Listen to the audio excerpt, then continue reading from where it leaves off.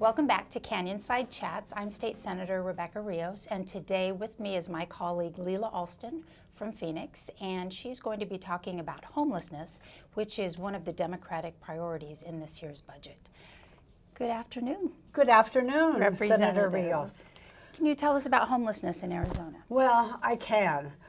This is an issue I've been working on for many, many years, decades even.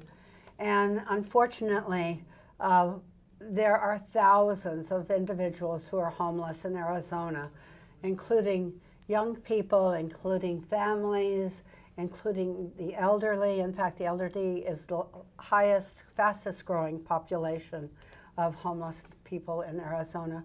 And the U.S. Council on Homelessness estimates that over 25,000 school-aged children are homeless in Arizona. So it is an extreme problem, and it continues to grow. That is incredible. What can state government do about homelessness? Well, there are a lot of things we can do. There are some things we have done. One of the best things that we have done is many years ago, we created the Housing Trust Fund in state government.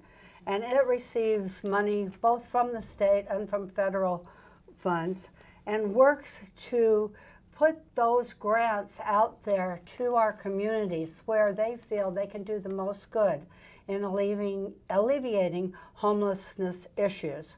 It might be for rents, it might be for building, but to keep people safe in a home is the mission of that agency.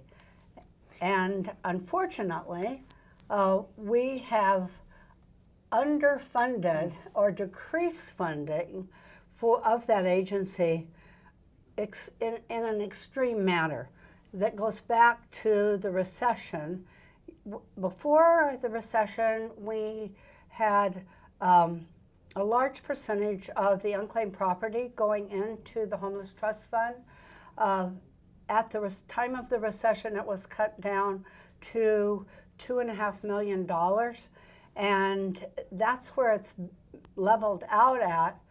But even though the funding has decreased, the number of people needing services has greatly increased.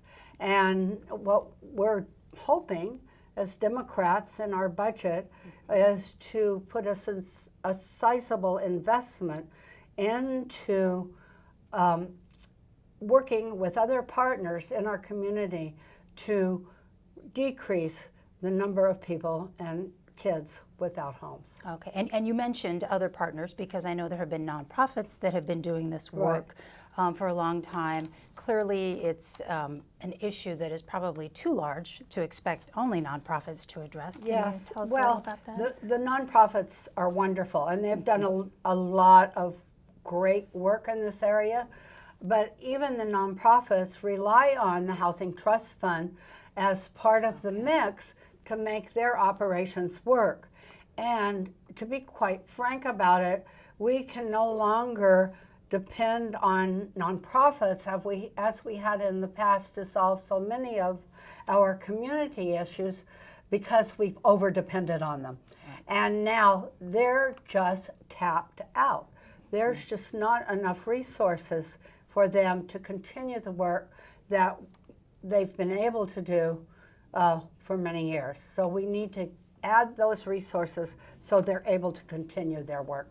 And I know that we're very hopeful as a Democrat caucus that we can get these additional funds into the Housing Trust Fund, but I do want to stress the point that this has been an issue that you have been pushing very hard in the caucus and spearheading, and we're very grateful for you for that. And so we're all very hopeful that we'll see more money in the budget to address this very serious issue. Well, thank you, Senator Rios.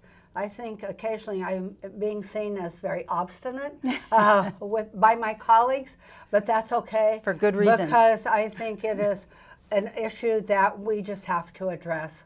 And our people in the Department of Housing are so skillful and know how to make the right decisions for how those monies should be spent and distributed. So I have a lot of confidence in them, and I have a lot of confidence in my colleagues to make sure that in a year we have money, we can use it in a way that sincerely meets important issues such as homelessness in our state. Well, Senator Alston, thank you for your leadership.